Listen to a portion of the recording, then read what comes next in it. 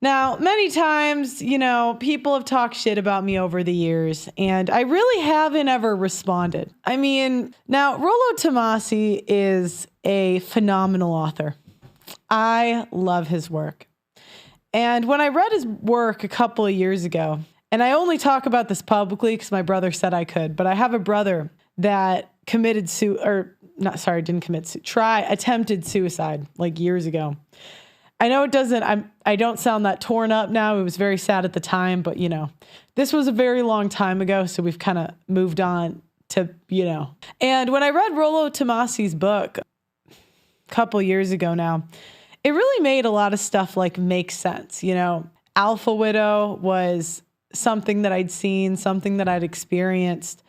And that was one of the first videos I saw of Rollo's. And really, when I got into the space, I wanted Rollo to be my friend. I really did. And unfortunately, he did not accept my friendship. Now, before I get into it, I want to read all of the people that signed up last show that are allowing me to talk about this internet lore.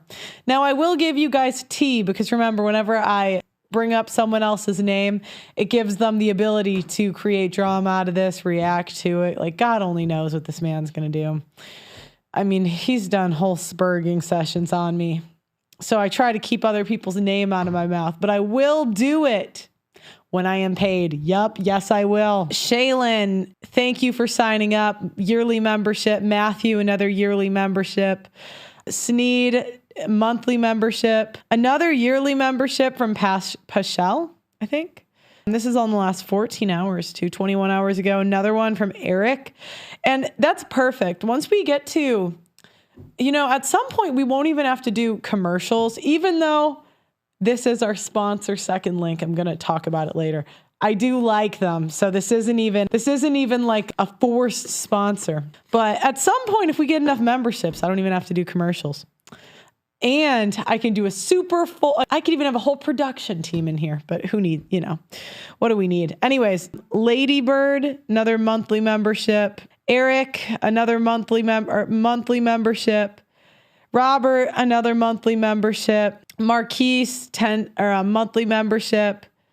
Ivan, another monthly membership. So again, the ideal,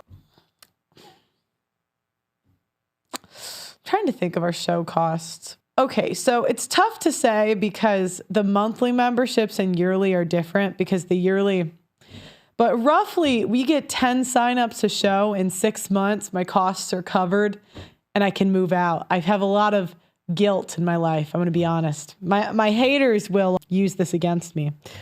I don't really enjoy my dad. He's helping me out. He built me a studio because I can't afford 2 rents right now to do the show. And I have all this very high production, amazing equipment, but YouTube demonetized me, right? So, now I'm home. Feel like a loser a little bit. I won't lie to you. So, essentially I'm unemployable. Although I haven't tried hard enough, but I really do believe that I'm meant to work in media. It's something that I know a lot of women quit to be content creators, but I have a little bit of success, where it actually worked out for me. And I just believe, this is something I'm meant to do. And I really want to make a non-gynocentric media company. That's my goal. And I really want to bring back 90s humor. I'd love to bring back Weinstein. Now, I'd love to, I know I can't, but I want to give an opportunity to some of these guys that, got opportunities taken away for no reason. And I really believe that I can make this app very cool. I know there's been some issues and I do apologize.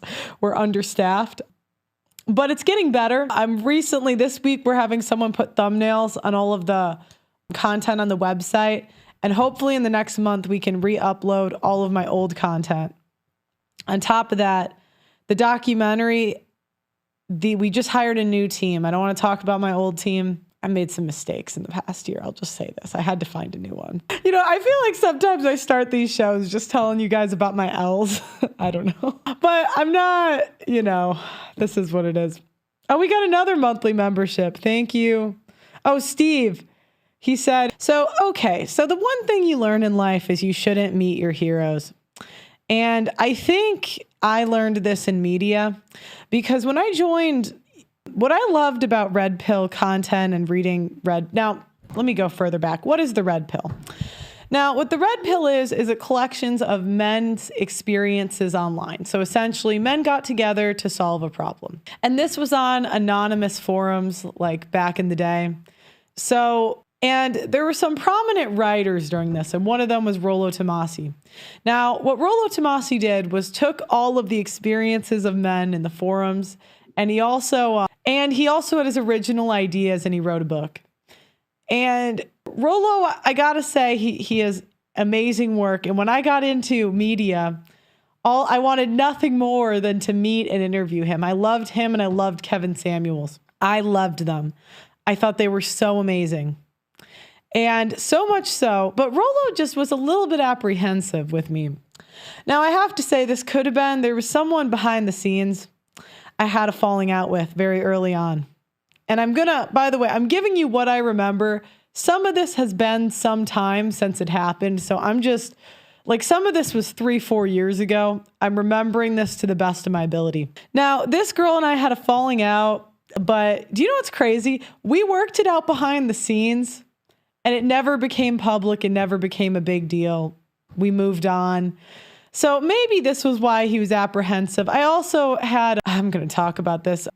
When I went on Fresh and Fit the first time, like 4 years ago, me and Myron had an argument, or not an argument, but long story short, there was a miscommunication. And I talked about this, like, he yelled at me in front of like all these people. It was really embarrassing because it was like a miscommunication at the time. And I decided to talk about it on the internet. And this was just not smart. I ended up taking it down because so I can understand where like the apprehension came about me. Now this is like 5 years ago, I don't remember. And me and Myron worked that out also behind the scenes, where Myron, I like sing his praises now because, in all honesty, say what you want about those guys, but they're one of the few that I feel like I'm burying myself now. Whatever. I don't care. I got nothing to lose anymore. I don't care. So, Myron, so maybe this was why, I don't know. But Rolo, I think I put on a pedestal a little bit. I loved Rolo. I loved him. I thought he was so smart. I thought his book was amazing. It made my brother's attempted suicide make sense because I was really mad at my brother for a while about it. And I was like, oh, that's why he tried it. It made that make sense. It made failed relationships that I'd had before it all just like made sense. And I was like, wow, I want to interview him. Now I take this to the point where I actually scheduled an interview with him. And he ends up by the way, at the time, I'm full-time playing volleyball and doing the media stuff. And I missed a volleyball game to interview this guy. I spent probably $2,000 extending my trip, moving my flights just to interview him. I was so excited. And he cancels on me that week because he claimed he had COVID. Now, I don't know if he had COVID or didn't, but I'll tell you what, I was really disappointed. And I saw him on a show like 6 days later. So I thought after COVID, you were supposed to, I don't know. I thought I think he just didn't like me. I think from the beginning, maybe it was something I did early on that set him off. Maybe it was because in the beginning, there was some red pill ideas that triggered me. Maybe that's what set him off. But I just think from the beginning, he just did not like me. I don't know why. I feel like I'm a joy to be around, but and he would just be on these streams. He'd call me autistic, which, they kind of stopped calling everybody that. I know I'm a bit dorky, okay, but have you met real autistic kids? Like, it's a little bit, okay. Now, anyways, he would call me an idiot, which, okay, I could be smarter, but it's like, Rolo, what are you? And I think his issue was, I think for my knowledge on the topic at the time, I just got a little bit too famous too fast. Where, I start getting invited on shows he's not invited on, where, he's been doing it 20 years. And in my head at the time, I felt like, well, who cares who's saying it? Let's get the message out there. Now, I could see in hindsight where maybe I could have done a better job on certain shows, or I could have articulated things better. But Rollo, I don't know, like I've had media, like people I know in the industry talk about why he's not like more famous, but he just doesn't have the most mass appeal, likable, personality. I don't think that's what he's in it for. Because even to this day, I still like the guy. I really do. But I can't, this is a one-sided liking, so I guess I gotta hate him now. Anyways, long story short, I end up getting very famous and I have like 20 employees. And when I'm doing collaborations at the time, guys, I would have like 3 collaborations in a day. A lot of people don't believe me when I said that I didn't know who Nick was, but I didn't have a media company or a team behind me. Most people are owned by someone if you look into them. I was independent completely. And I have no idea how this didn't like show by the people I had on. I saw a clip of Nick talking about race mixing.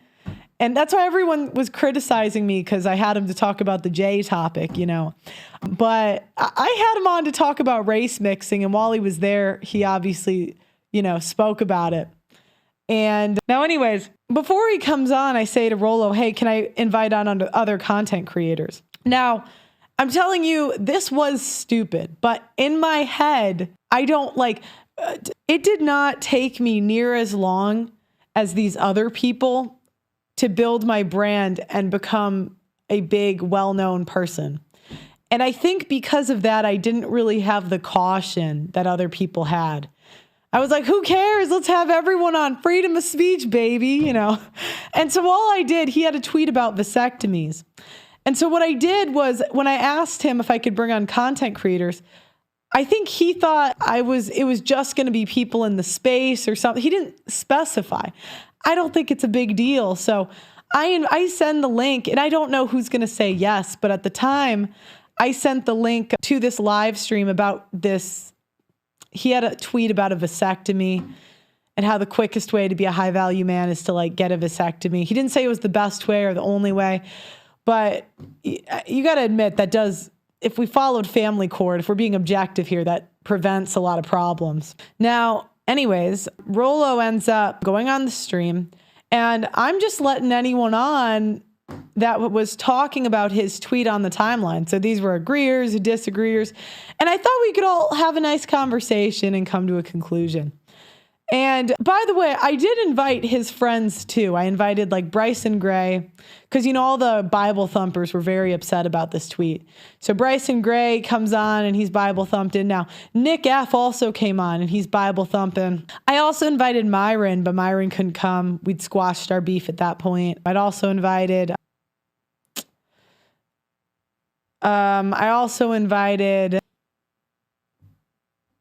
who else? Who else did I invite? I invited MLD. He was in Japan. Sergio came on. Yeah, Sergio. I don't remember. This was so long ago now. Year and a half ago now, Glenn? Yeah, it's been actually almost 2 years now. Freaking 2 years ago. So it'll be 2 years in March. Yeah, guys, by the way, this is a butchered story. This is what I remember. I am not going back and getting every receipt. I don't care enough about this. Anyway, so then the way he took it was that I was trying to attach Nick to him, I think, and this was an ambush. Even though on the stream I was on his side, I was defending him. And maybe I didn't moderate it well enough. I think Bryson was kind of talking over him and, Reclaim Your Throne was on there, who's more red pill, So my intention was to have a good conversation where we could hash out this debate in real time on X. Now, I could see why he would take that as an ambush. I really could. And there's no excuse. I made a mistake. I wish I didn't do that. I apologized immediately. I pulled the stream. I said sorry. I was so apologetic. I was like, and to this day. So then after that, he has blacklisted everybody that's associated with me. Everybody. I am talking about, I don't know if I want to say their names because I'm not trying to bring anyone else into this. But I have one person he Lawrence. Well, yeah, that's what I was going to say. Glenn's one of them. And this is the thing. All I wanted to do was work with this guy. That was it. All I wanted was him to be, and the other thing that happened was I asked him to mentor me. I really wanted him to be my mentor. And then he screenshotted it and put it on Twitter. And I was like, and he was saying that, I don't know, I didn't want to do the work, or I didn't want to, and I'm like, I don't know. I have a guitar teacher. I like having mentors.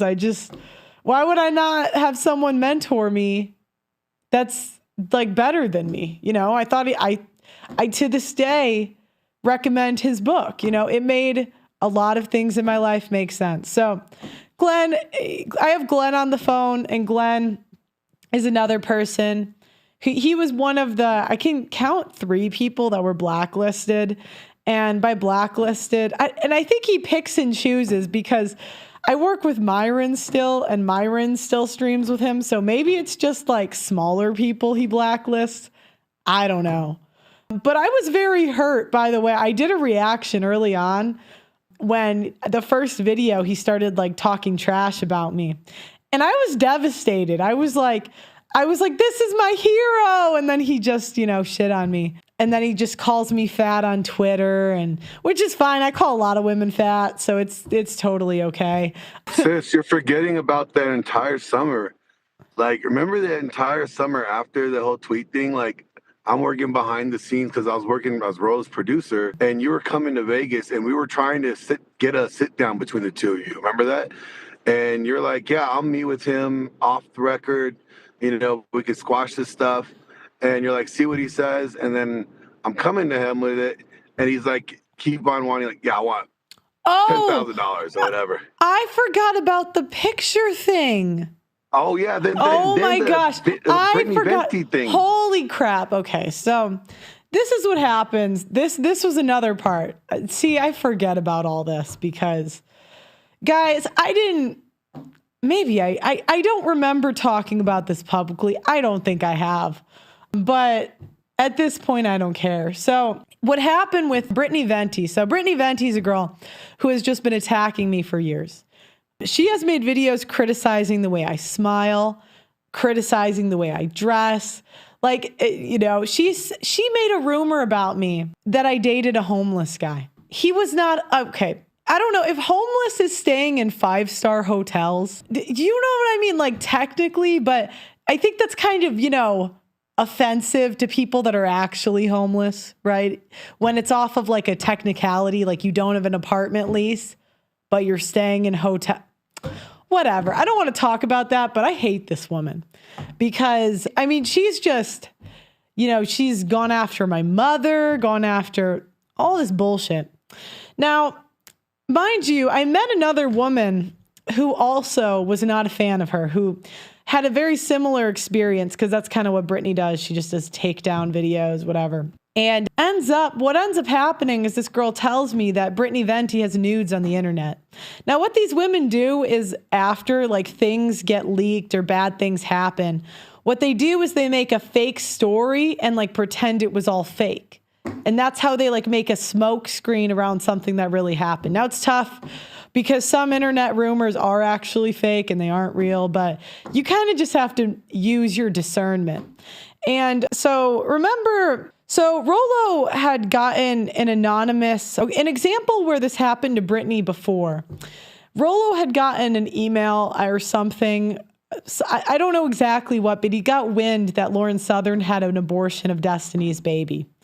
And essentially, Brittany Venti comes in and makes a... Hey, do you want me to chime in on this part? Yeah, go ahead. Because I got so Rollo received an email allegedly from Lauren Southern's husband out of the country, asking for a lawyer to, that he could point to him to help him out because he was going through some stuff.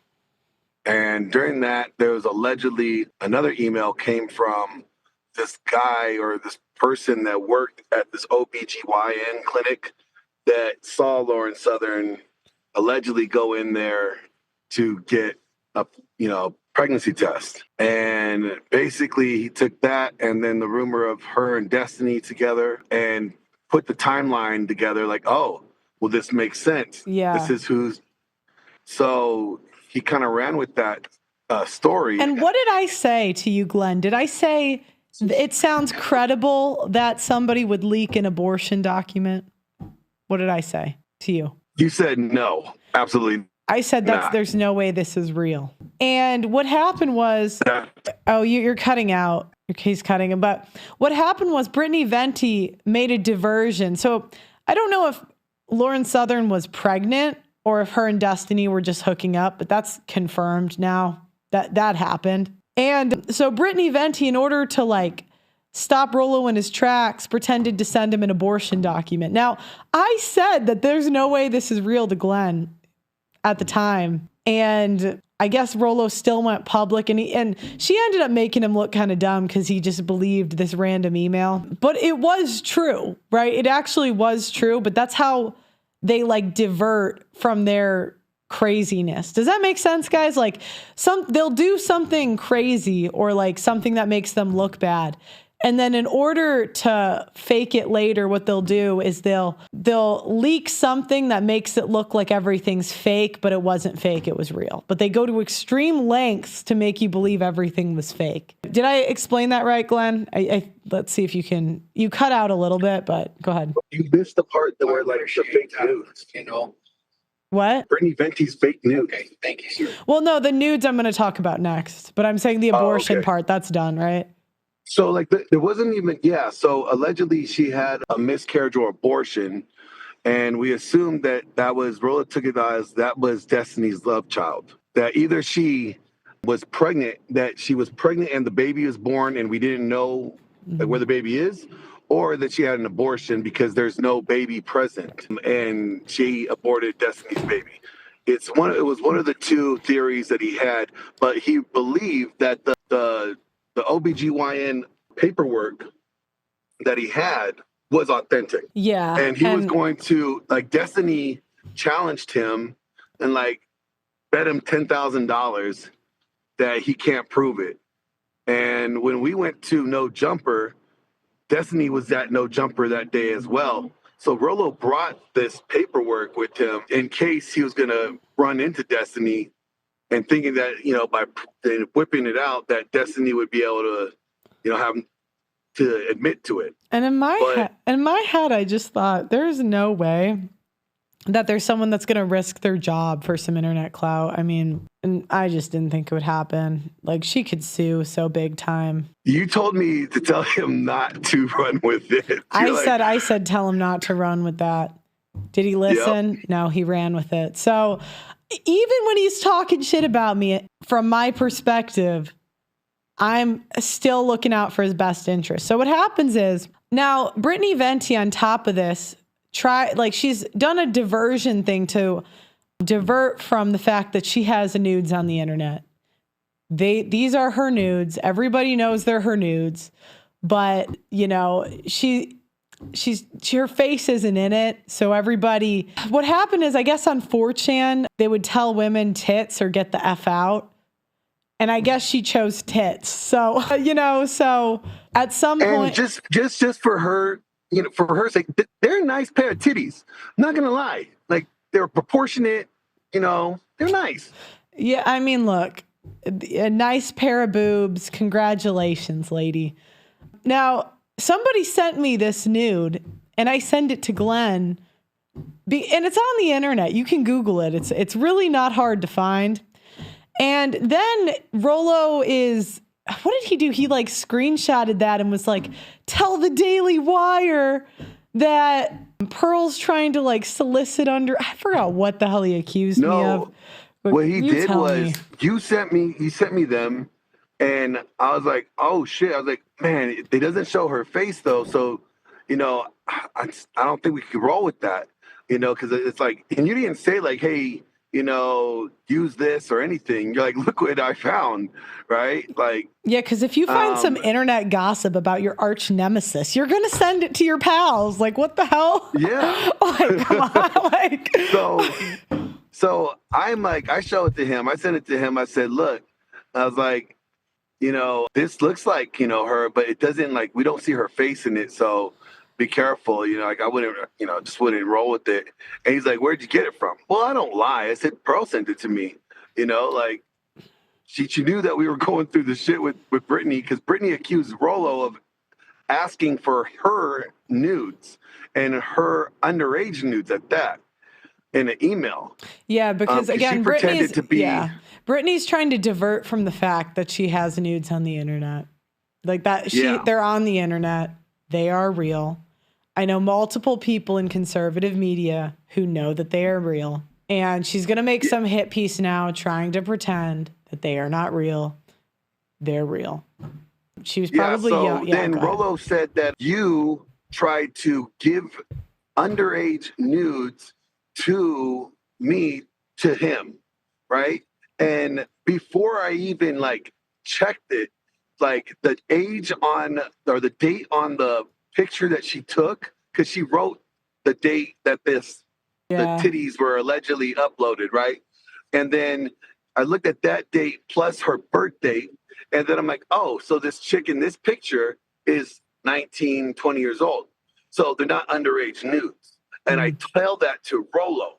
So he already knew, but he decided to spin it as you're trying to solicit underage nudes to me through him. Yeah. And then he starts telling everybody I work for the Daily Wire, because at one point I had a consultant who worked for the Daily Wire, but this was his side business, consulting, and he quit 4 years ago now. It would be like hiring an editor as a contractor. That imagine if my editor in his free time did contract edit work on the weekends. I mean, it's not really and if I did work for them, I mean, I wouldn't have a problem saying it, but he ended up getting community noted.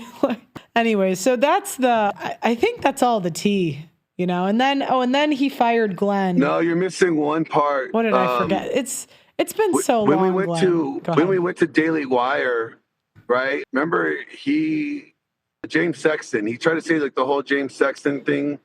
Because remember, originally the panel was going to be 4 red pillars. Oh my gosh. Then, do you know what's crazy? He accused me of trying to get Rollo off the panel when I suggested him to be on it to begin with. I was supposed to have a one-on-one interview. Nobody else was invited. And I said, and I knew everyone in the RP was going to complain and say, Pearl shouldn't get this collab. So I'm like, hey, let me try to get someone else in the door. I also agree there's a lot of great men in the space that I respect a lot. Let's bring, I don't have a problem filming with anybody. Let's bring them. And then I forgot how. He got some screenshot and was trying to spin it.